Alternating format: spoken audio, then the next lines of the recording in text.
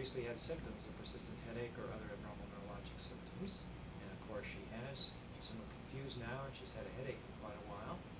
I'm going to say yes. And has she recently had objective evidence of abnormal signs, such as a rigid neck? And yes, the history suggests that her physical exam did show a stiff neck, so we'll say yes to this question as well. And MYCIN responds by saying that the CSF cultures will be considered to be associated with meningitis. Was the first evidence of we have reason to think that she had a meningitis.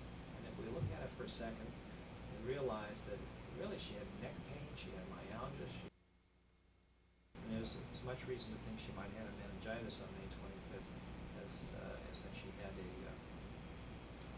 pneumonitis. So we'll suggest the possibility that this is really getting to be a chronic meningitis and put in the May 25th date. Does she have an abnormal chest x-ray? Yes, she does. Does she have any skin lesions that are worrisome? No, her skin was normal. Does she have evidence of ocular nerve dysfunction? Well, we find it useful in a case like this to ask ourselves, why in the world is the computer asking us about ocular nerve dysfunction?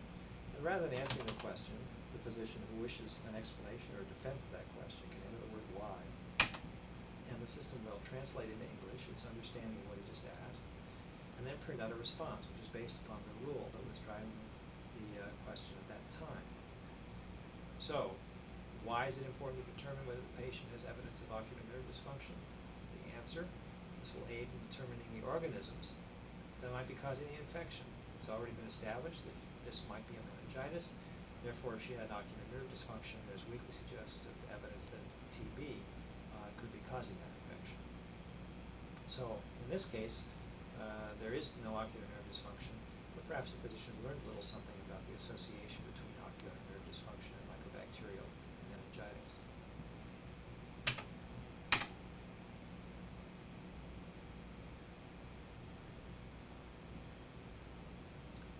Is she a compromised host? Any immunocompromised? To our knowledge, no. She's been very healthy. How many days has she had these abnormal signs, in particular the stiff neck and confusion? And it's really just today, just the one day. How long have the symptoms been abnormal? Well, if you consider the symptoms of the neck pain and the headache as being neurologic symptoms, they really go back to May 25th, which is just about 10 days. Any evidence of tender or enlarged salivary glands? There's another interesting question. Why is this being asked? Well, it turns out it's trying to decide whether the patient has shown symptoms of mumps, because it's trying to determine the type of infection. MYCIN knows it's dealing with a meningitis. If there was any evidence of mumps in this case, that would increase the likelihood that this was a viral meningitis.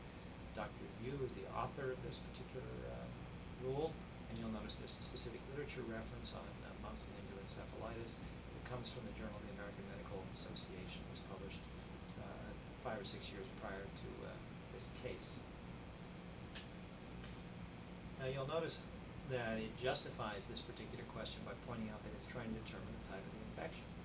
You might want to know, why is that important? Basically, a second why at this point would be asking MYCIN to carry the line of reasoning one step farther back in a chain of rules. So we'll say that, and this time it's going to be interpreted a level higher in that chain. Why is it important to determine the type of the infection? Well, because in order to determine it, we're trying to determine the organisms which might be causing the infection. I already know I'm thinking about a meningitis. Organisms were not seen on the stain of this CSF culture. I know the age of the patient. Therefore, if I can find out that the infection is bacterial, for example, and if there's no head injury involved, then there's sort of statistical likelihood of various bacteria that might be causing bacterial meningitis in this age group. And here it shows that it considers different organisms depending upon the age of the patient. So by this time you may have forgotten what the question was that I was trying to answer, and this is, have there been any symptoms of mumps? And the answer is no. contagious diseases recently that she's been exposed to. And to our knowledge, there have not been. Now we get into lab results. What's the protein value of the CSF? It was 265 milligrams per cent. The total white count was 810. 8% of these were polys. A slight interruption here while the system does a garbage collection. The computer is basically recollecting some space that it can use for its processing, and it prints out this little message to let you know that it's going to take a pause to do that.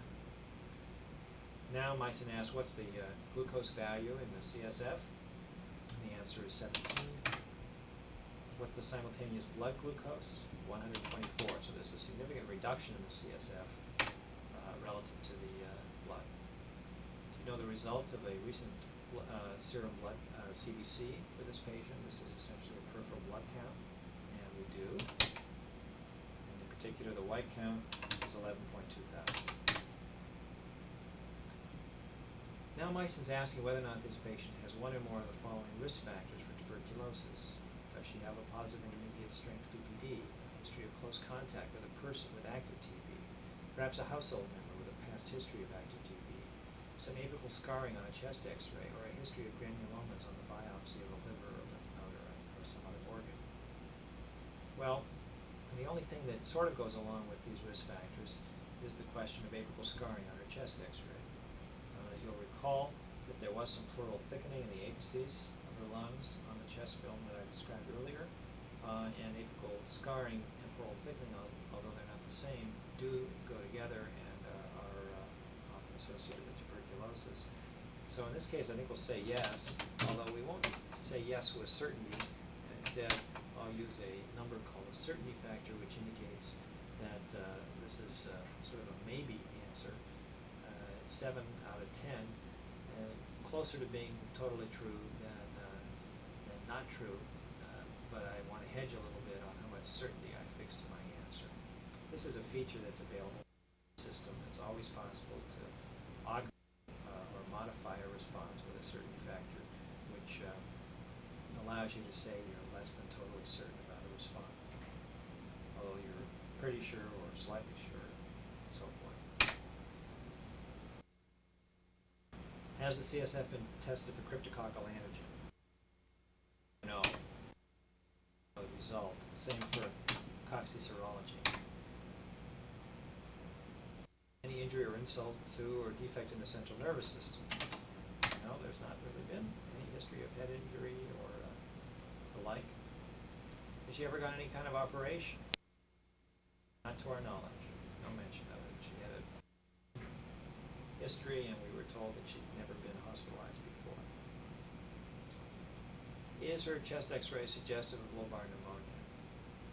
Well, it's fair to say yes, although we have to take it in the context of some uncertainty because of the duration of her symptoms, because most classical lobar pneumonias would not have this time course of 8 to 10 days. So we'll slightly modify down belief or strength of belief in this particular response. Does she live in a crowded environment? To our knowledge. Is the meningitis hospital acquired? Would you like to know why that question is being asked? Why is it important to determine whether the infection was acquired while the patient was hospitalized? Well, this will aid in determining organisms which might be causing the infection. See, it's already been established the infection which requires therapy is meningitis. Organisms were not seen on the stain. The type of the infection could be bacterial. Apparently that's been determined now that bacterial is still a possibility. And Juana Doe has not had neurosurgery, and she's more than 10 days old. In fact, she's 42 years old. And therefore, if it was acquired in the hospital, this would provide some evidence that the organisms which might be causing the infection include the following bacterial organisms: E. coli, coagulase positive staphylococcus, Pseudomonas aeruginosa, or Klebsiella pneumoniae. Well, it's interesting to me as I look at this that the system thinks there's a chance that this is a bacterial pneumonia because it is rather long and drawn out. So we might want to ask, how did you decide that this is bacterial? You'll notice there's a 4.3 numbering convention that appears before the statement that it is conclusive concluded that the type of the infection might be bacterial. So let's ask it to explain why it believes that the infection is bacterial. We do that by using the how command, followed by the number we want it to defend. How 4.3. Basically that is asking, how did you decide that the type of infection might be bacterial? So MYCIN responds by giving an English translation of what it believes the question to be. And then it gives an accounting of several rules, some of which supported and some of which were against the possibility that this was a bacterial infection. In fact, there were 4 rules in favor and 1 rule against this being bacterial. The net certainty factor at the end of all this is 0.28, which means it's still pretty unlikely that this is a bacterial meningitis. But the strongest evidence for it being bacterial is Rule 500, and then the strongest evidence against it was Rule 501. So let's look at those. We can say how 4.7 will give us the rule, and the other one will be 4.8. 4.7 was a rule which used the CSF protein as evidence for whether this was bacterial. And indeed, there was a very high protein in this case, as is sometimes seen in bacterial meningitis.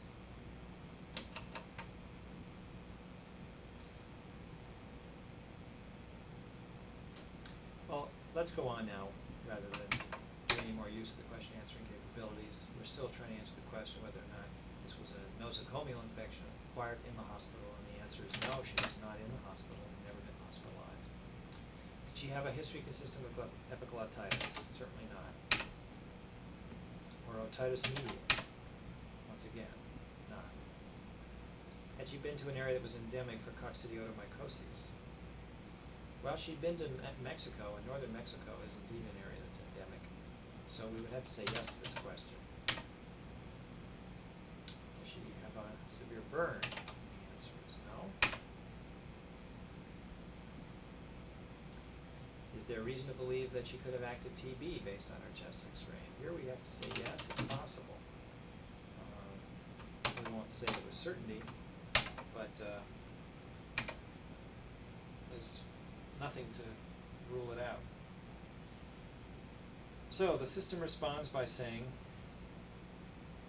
that it should cover for tuberculosis, but also for cocci-meningitis, cryptococcal meningitis, or possibly viral meningitis. At this point, it wants to know whether or not the patient has focal neurological signs. We'll say no to that. But maybe first we'll say, why? Why do you want to know this?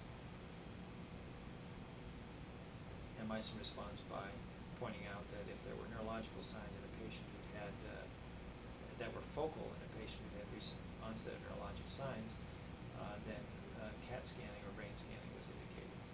Back in those days, CAT scans were called EMI scans. That was the name of the first manufacturers of CAT scanners. So this is just another example of how dated the knowledge system. Okay, no focal findings in this patient, so we proceed, and I think MYCIN is just about ready to print out its final diagnostic impression. Here it says it believes that the cause of the meningitis is tuberculosis. There are 2 that could cause this picture, cocci and cryptococcus. A viral infection is not impossible, but the bacterial pathogens it was considered that doesn't even include them on the list. It wants to now consider how the best treatment might be administered for tuberculosis. It will not recommend therapy for cocci, crypto, or virus. That's why you see 3 dots before those 3. Viral meningitis is simply treated supportively, and cocci are not treated in the absence of definitive diagnostic information. But if you think this is tuberculous meningitis, it's quite appropriate to start right away. And so this is what MYCIN is focused on. Asks whether there are any allergies. We know specifically that there were none. And then it asks whether or not the patient is pregnant or breastfeeding. At this stage, you can still use the why questions to find out what rules are being considered. And here it points out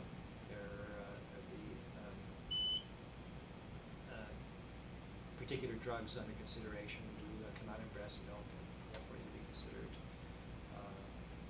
in a situation such as this. The point is the drug is considered by many to be particularly contraindicated during pregnancy or breastfeeding, and you may want to consider selecting an alternate regimen. Bunch of references provided in this case, 10, 11, 12.